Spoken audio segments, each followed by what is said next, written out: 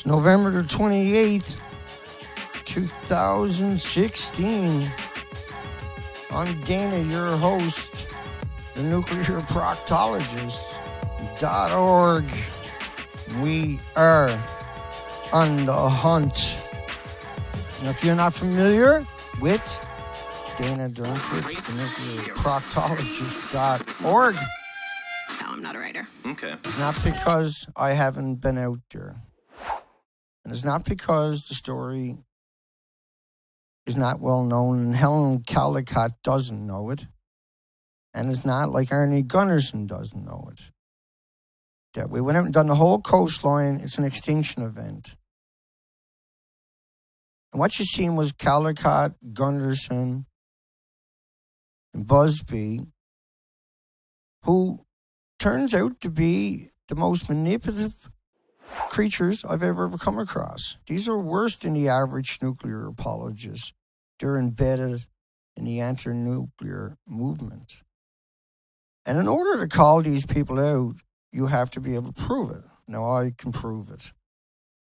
And if given even a small chance, you can prove it too. The story's not difficult to understand unless you're constantly being manipulated and everything is being twisted. These are the reactors. And you can see how high up the reactor core goes in the center. And the videos of Helen today, tomorrow is Busby, and then the nuclear scientists on Wednesday, Arnie Gunnarsson. And the next videos, both videos are 2014. Building 3 was seriously damaged by the earthquake. Building 4 also seriously damaged. Just before the earthquake, serendipitously, they removed the full core, over 100 tons of highly radioactive fuel, into a cooling pool based 100 feet above the ground on the roof of Building 4. They all have cooling pools on their roof 100 feet above the ground. Yeah? So do you really believe that's 100 feet above the ground to your right? Or anything close to it? Or anything remotely close to it? And she just told you that. Now, she's not the only one. And you can see that there are MIT? other structures. Particularly important probably is to notice that the spent fuel is stored in the upper regions of this building, and the refueling implies that the fuel will have to go from the core up and then down into this pool. And so when you look at these cutouts, it's really obvious what they're saying to you. And the tops of these pools are 100 feet above ground. And so there's a huge cover-up, not just in Japan. Right. Right, Helen, not just in A Japan. nitrous oxide into the reactor buildings to dilute the hydrogen continuously so there are not more hydrogen explosions. Now, Look at the building. Where do you think anything's not venting out of that? Do you think there's an issue with a containment of gases in that building? Because that is what she's talking about. Building 3 was seriously damaged by the earthquake. Building 4 also seriously damaged. Just before the earthquake, serendipitously, they removed the full core, over 100 tons of highly radioactive fuel, into a cooling pool based 100 feet above the ground on the roof of Building 4. They all have cooling pools on their roof 100 feet above the ground. The roof of the cooling pool was blown off, as it was in most other reactors, except I think Building 2. And if there is another earthquake Greater, we've had a few of them. Yeah? Now that's 2014. Sorry. Went back a little bit too far. My apologies. Not that it matters. Too late. It's already done. Like everything else in life. One more chance. This is building 3. This is building 4. This is building 4. These are Seth Dorn from CBS faking being inside of it. Now, Helen is only backing up these people is what you're looking at. 7 on the Richter scale. Building 4, it is thought will collapse. Down will come a fuel pool containing about, 400 tonnes of extremely radioactive fuel. Which is 880,000 pounds. And 880,000 pounds is a small fraction of what's in there. Now, there's supposed to be 2 million pounds up on the roof. 2.16 million pounds. 1,500 assemblies, 80 rods an assembly. Each rod is 18 pounds. Let's keep going. And especially building 3 is very fragile. It's still got a huge cooling pool on its roof, protected by nothing. Still got a huge cooling fuel on the roof. Now there's 5 reactor cores in the fuel pool that doesn't exist. So she talks about the meltdown. She talks about the fallout. She ignores the most important part of the story repetitively in every single interview, that the fuel pools are gone from number 3 for sure. That's another 5 reactor cores. Now, if you don't understand that, hang on. So the reactor cores are up high in the building, coming up. On the right-hand side, you can see the reactor cores in the red depiction versus...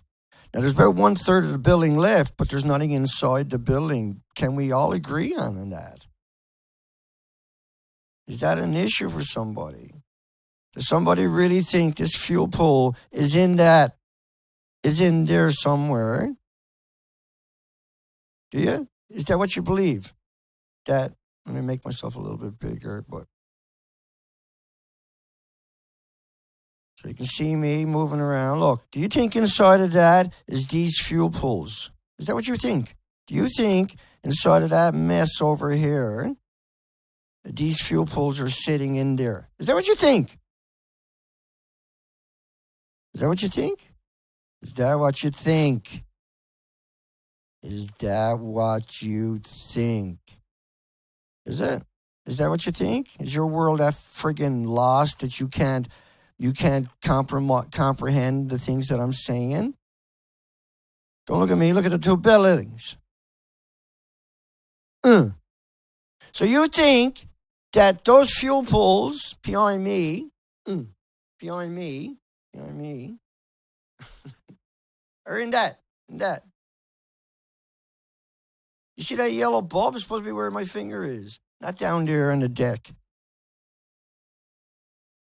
Like, if you can rationalize that fuel pool and that fuel pool behind me are not in that, nowhere, anywhere, no matter how you try to work it out, that hole you see is where they drop the fuel down from 10 stories up. They bring up transport trucks to the top of the building.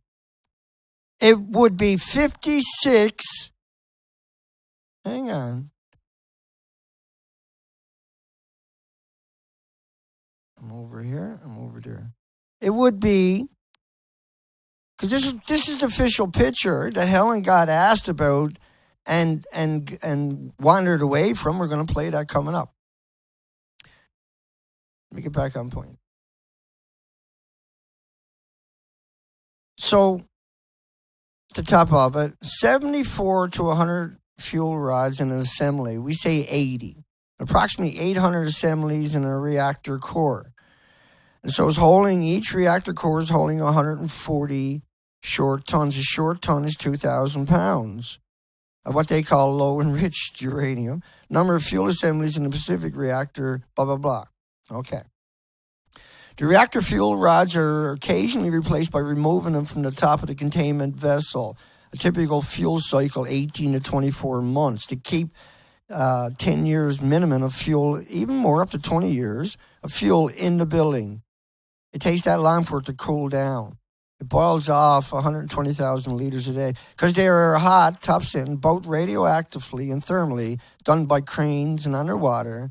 And for this reason, the spent fuel pools, storage pools, are above the reactor. They're above the reactor. There's several in the building, but they're not down low.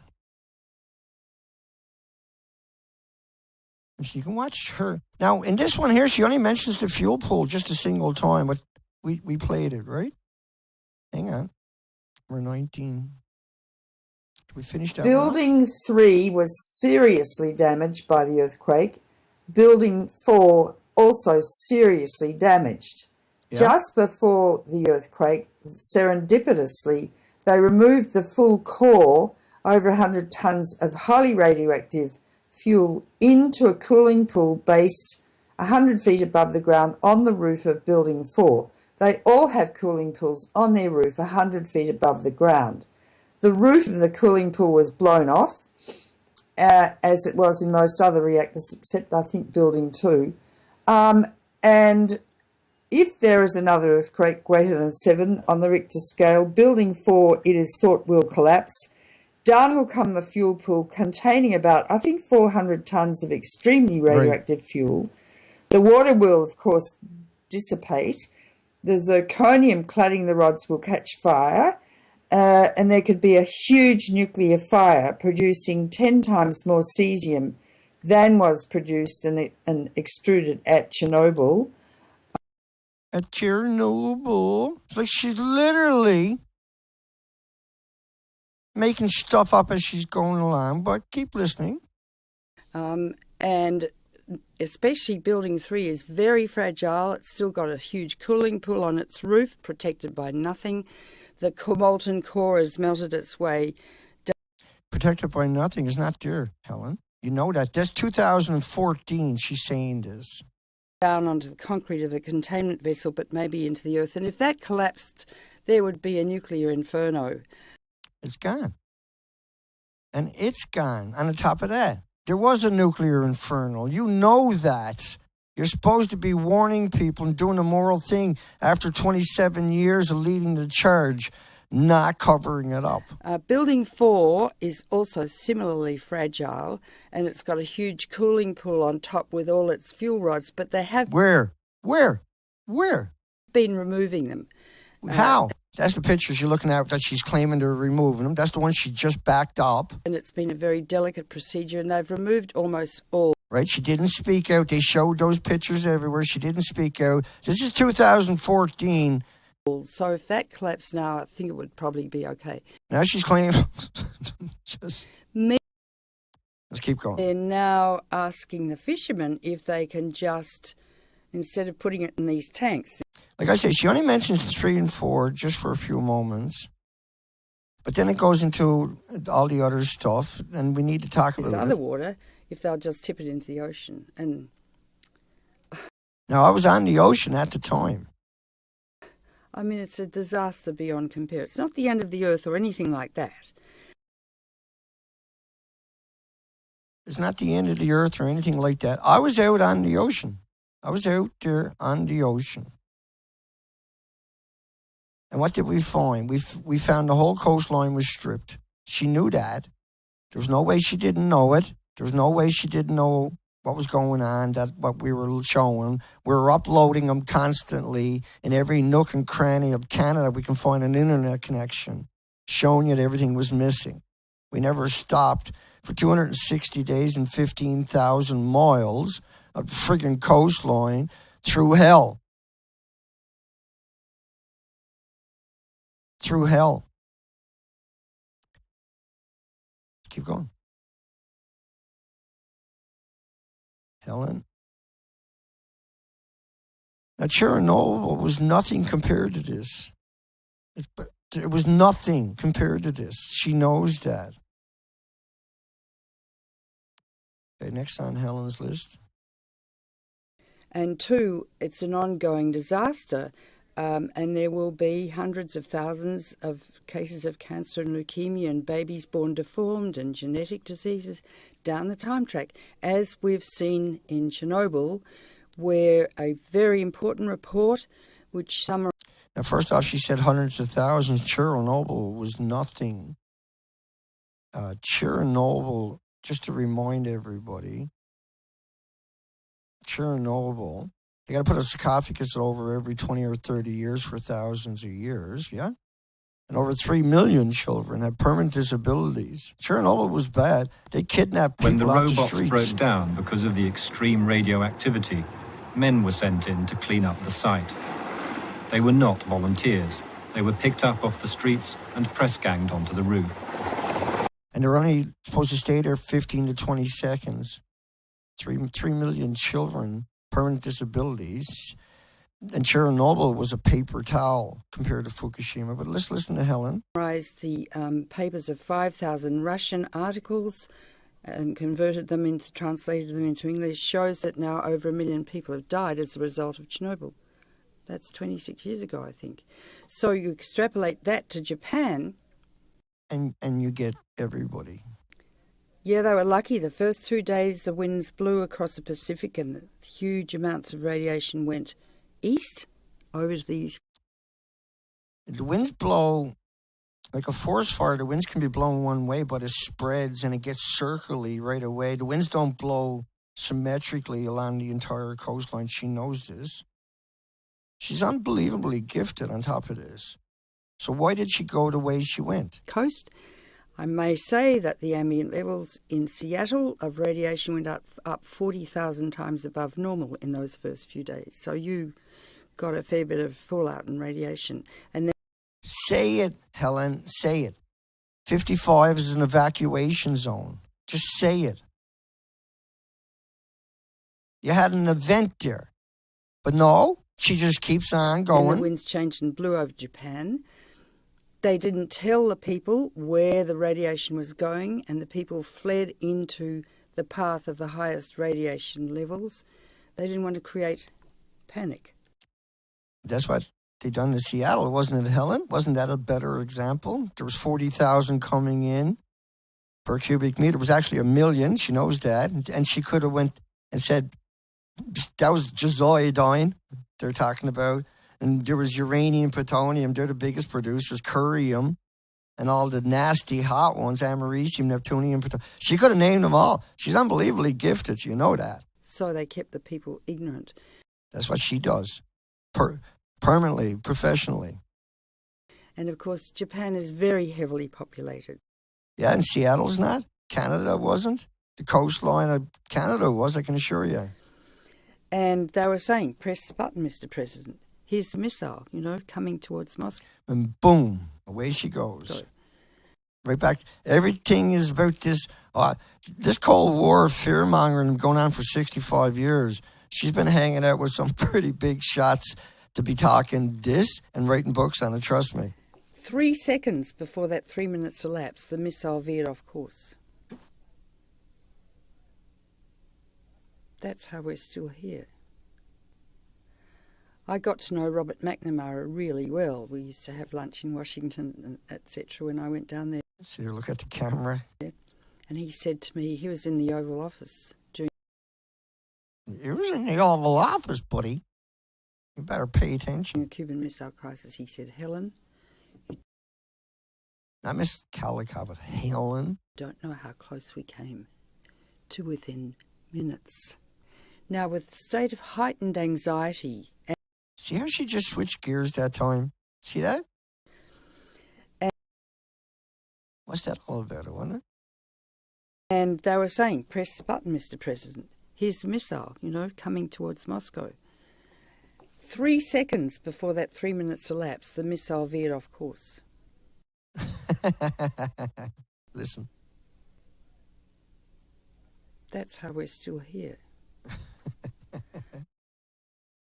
So what's she done now? Anybody looking for Fukushima, right? They're worried about North Korea. They're worried about blah, blah, blah, blah, blah. Russia and America and all that was out there in the media. It hasn't stopped for 65 years, yeah? I got to know Robert McNamara really well. We used to have lunch in Washington, etc. when I went down there. And he said to me, he was... On 9/11... STRATCOM, Strategic Air Command, got to the highest state of nuclear alert, DEFCON 5, 4, 3, 2. See what she's doing? and one is press the button, simply because no one knew what was happening, and it was just total Like anxiety. right then, when So you the see, streets all open. those factors together could easily destroy. Right? So when you bring in like these War and Robert McNamara and Colin Helen. Life on Earth. Why do I say that? Because there are at least 40 hydrogen bombs targeted on New York as I speak. Right? And so here comes the fear-mongering in all of its glory. Let me bring it up. Sorry. Here we go. 60 on Washington, 60 on Moscow. Every town here, the population of 50,000 is probably targeted with at least one H-bomb, and the Russian bombs are big. 50,000. Every community with 50,000. With 50,000 people is targeted. Listen to her. Universities and colleges. Universities and colleges are targeted. Heartbreaking. Your industries are all targeted. I mean, here's Seattle with Amazon and Boeing. You're a huge... And Amazon. as all the cities burn... With a nuclear weapon. And the oil Look at her. refineries Look at her. burn. Huge clouds of toxic black radioactive smoke rise into the stratosphere all over the Earth, covering the Earth with a cloud so thick it blocks out the sun for up to 10 years. Just go back and look at the 50 films. That's where she got it. And there will be incurred a short ice age, and everyone and everything will freeze to death in the dark, apart from the... Okay. Everyone and everything will freeze to death in the dark. Well, there's another way this plays out, Helen. We went out and showed it. Life dies real fast throughout the whole coastline. It's an extinction event. The birds don't got nowhere to land and pick at friggin' food anymore. Yeah? And Helen knows that because I was on the ocean doing the expeditions when she was doing that talk, both of them. I was out there at battle, at war. Let's go back. The fact that people are She's doing a vaporized, distraction. burnt, turned into People came to hear about Fukushima. missiles, huge firestorms engulfing the cities, ozone depletion, so you'd get sunburn in 5 minutes, and all the food's radioactive. I mean, that's what we're facing. So who That's what just happened with Fukushima. are the real terrorists? The people that don't tell us that just happened and cover it up and talk about fear-mongering is more important than... And the psychopathy behind it. Unless we diagnose the cause or the etiology of this pathology infecting the human race, we'll destroy ourselves. She uses that sentence a lot, eh? And I once asked Carl Sagan, who was quite a friend of mine, I said, Carl, do you think Name dropping. there's any other life in the universe? And he paused for a long time. And then he said, no. And I said, why? And he said, because if there was any life and they'd evolved to our state, they would have destroyed themselves. They wouldn't have worked it out. They wouldn't have become better. They wouldn't... No, because people like her exist is why they destroy themselves. They don't get a chance to have a real world.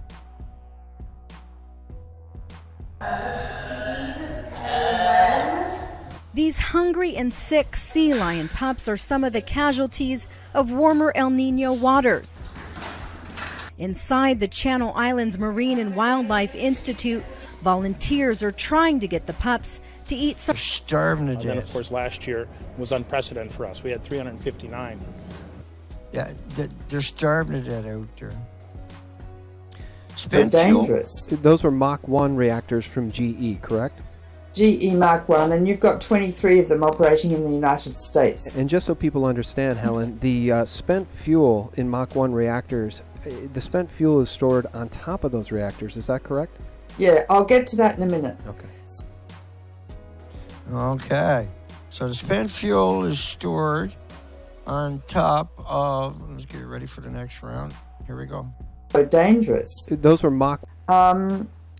Because they are very worried about the situation, they have reinforced the building enough so that they can put a very heavy crane on the top of the building Now, you can't reinforce that.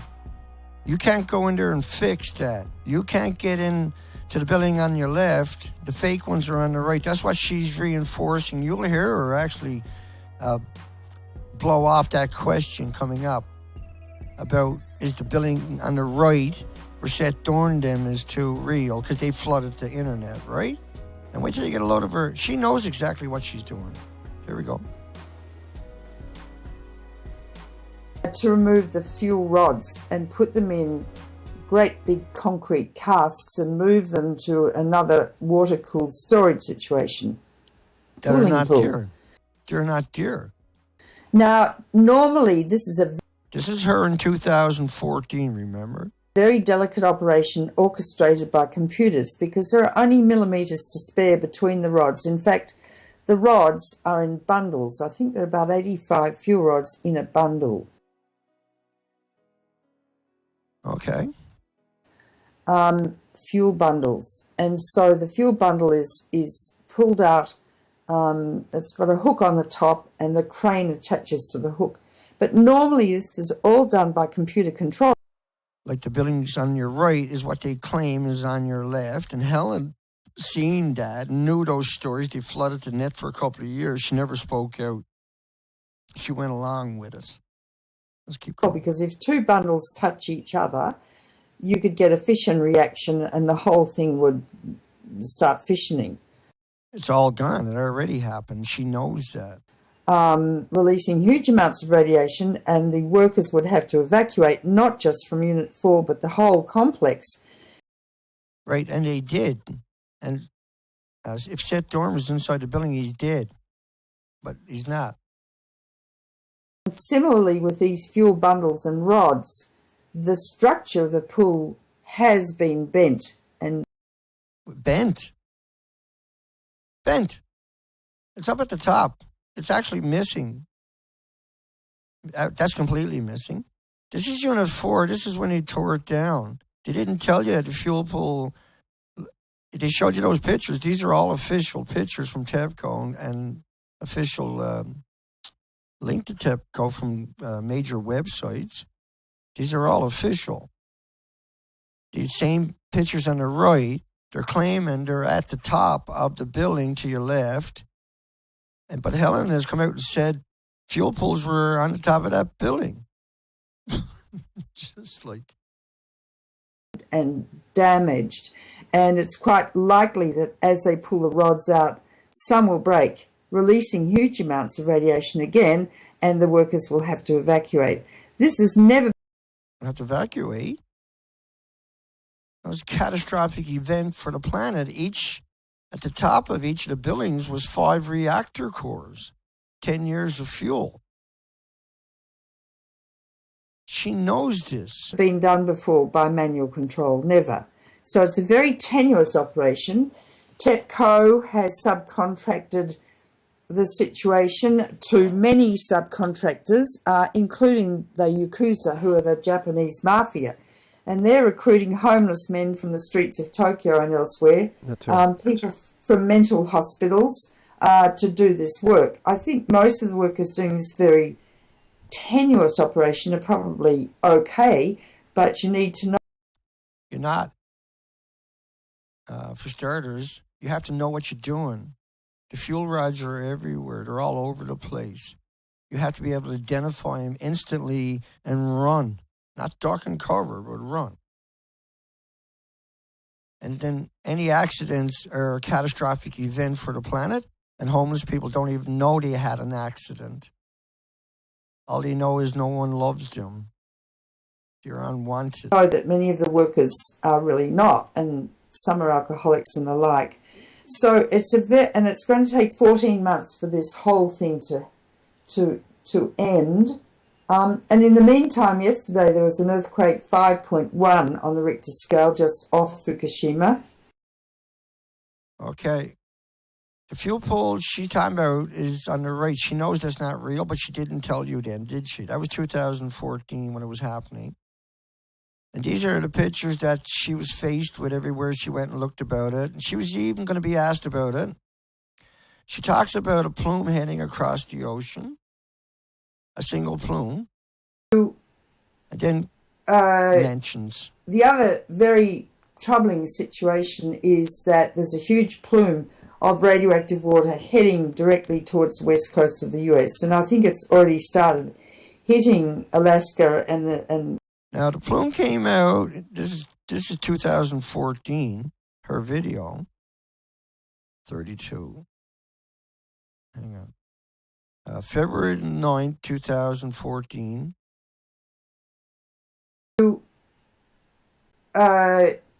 The other very the other one's October, troubling situation is that there's a huge plume of radioactive water heading directly towards the west coast of the US, and I think it's already started hitting Alaska and Canada. Yeah, it hit after 45 days. If it was just the ocean, well, let's just pretend it's just the ocean. So, at 5 miles per hour, Kuroshio current travels for 24 hours times 45 days is 5,500 miles. And like she'll mention the plume, but she talks in terms of 300 tons coming out of there a day. And let's keep going. But and this month, no, next month in March, it will start hitting Oregon and Washington State and the like. And this is the propaganda machine that was out there saying the same story all over the place. Right? And when it showed up, they said, oh, it's around a Becquerel, a cubic meter, 1,000 liters. The plume was already here and wiped out the coastline. She knew this. I was out there verifying that. She knew that. And later this year, it will start hitting California. Now, it hit California almost right away. The jet streams come straight over. So everything washes back down to the coastline from the mountain range as all the heavy clouds lose their payloads. It's not just going to end because I speak now as a physician. Okay. Let me ask you this. You've said that if the spent fuel pool in number 4 collapses, that you would evacuate your family from... Hang on. Let's set up. Now...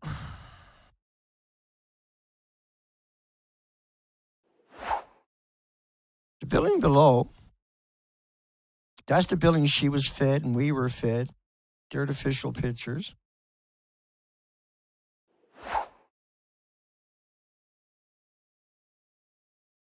Right? That's the fuel pool, number 27. Let's go. Boston. How close are we to that? Who knows? Fuel pool. She said she would evacuate. Let's do that again. I speak now as a physician. Let me ask you this. She's asked. You've said that if the spent fuel pool in number 4 collapses, that you would evacuate your family from Boston. How close are we to that? Who knows? Who knows if there's going to be an earthquake greater than 7 that'll disassemble Building 4 and maybe Building 3. And that's another terrible thing, because Building 3, if that collapses onto its corium of molten lava, huge amounts of radiation will be released. So she's talking about the fuel pool at number 3. And there's some dents in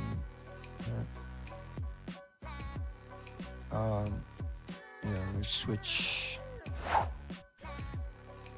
She's talking about those 2 buildings. I'll bring it up. Bear with me. She's talking about those 2 buildings that she says got fuel pools on the roof, but actually didn't. That red truck was taken away not too long after it was put in there. There was no fuel pool there. It was there for photo shoots. They say it's an act of God. I don't believe in God, but who knows? We can't predict. Okay, now who out there was talking about Unit 4 fuel pool and Caldicott and Gunderson? Was Patrick Henry. Except to say that there are many earthquakes in this area all the time, and Japan is an earthquake-ridden island, and we don't know.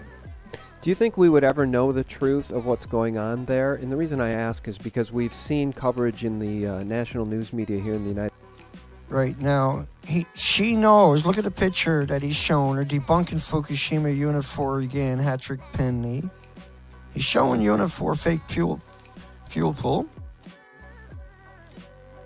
right? Which is this pool here, and that pool here, and this pool here, and it's the same. That's the actual picture he's showing that time. But these pictures, she's saying that's fake. This is the question they're going to ask Helen Caldicott. What do you think her answer is going to be? States from ABC News and others that take He's video showing cameras the picture. in, saying that the guy who was interviewing, that's his. They're being given exclusive access to number 4. He took a screen capture of Patrick Henry. In the removal of the fuel rods, which is said to have begun.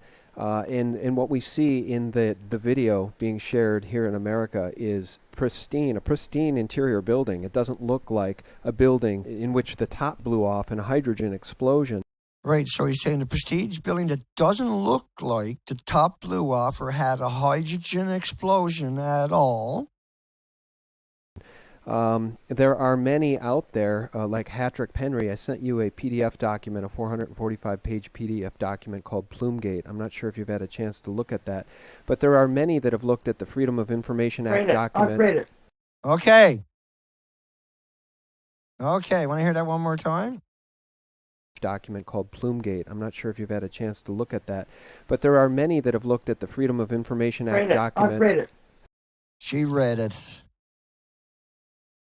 Okay, what's your take? Can we believe anything coming out of Japan, out of TEPCO, or out of the American news media?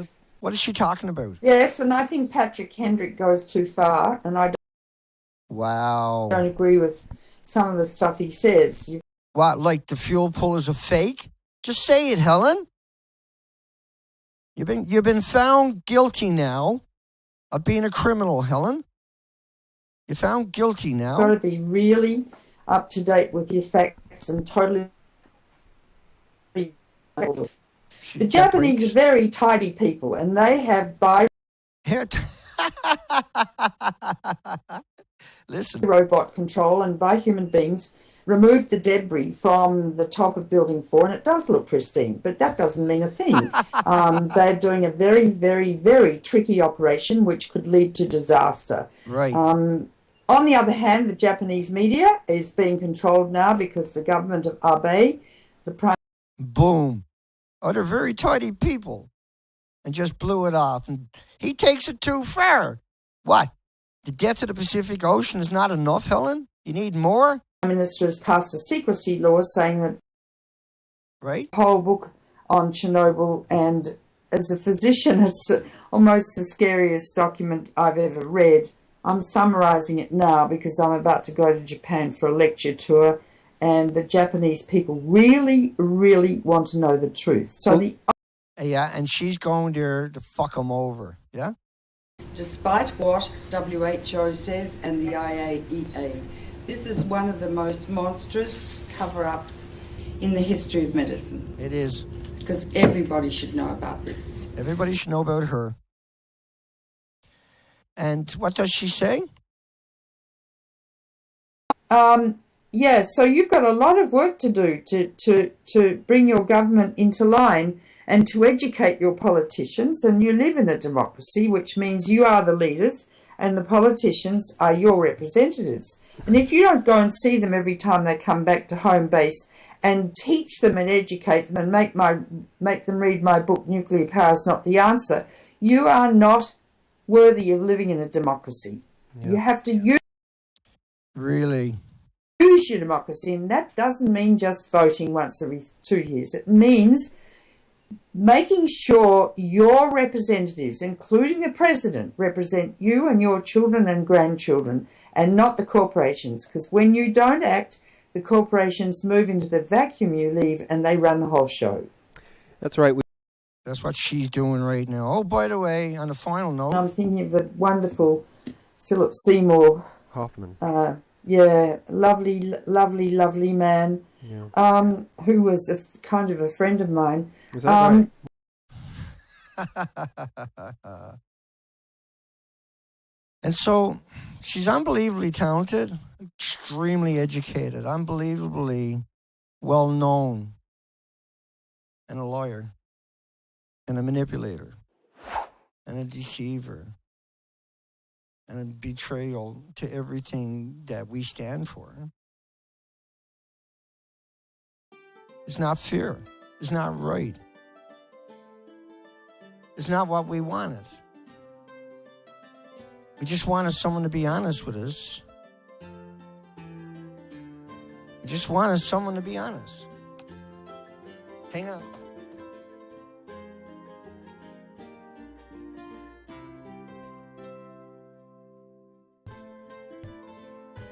We just wanted to be able to turn to somebody and have them tell us the truth. We put our faith in Helen Caldicott and the Ernie Gunnarsons and the Busbys of this planet. We gave them every opportunity. We gave them the ability. They have the same ability as I do. They have the same responsibilities as I do and you do.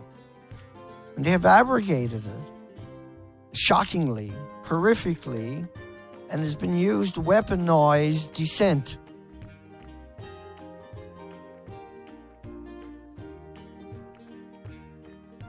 The channel is about the truth. It's about Earth's last stand. It's about an extinction event from multiple reactors melting down. Hugs for everybody. Life is tough.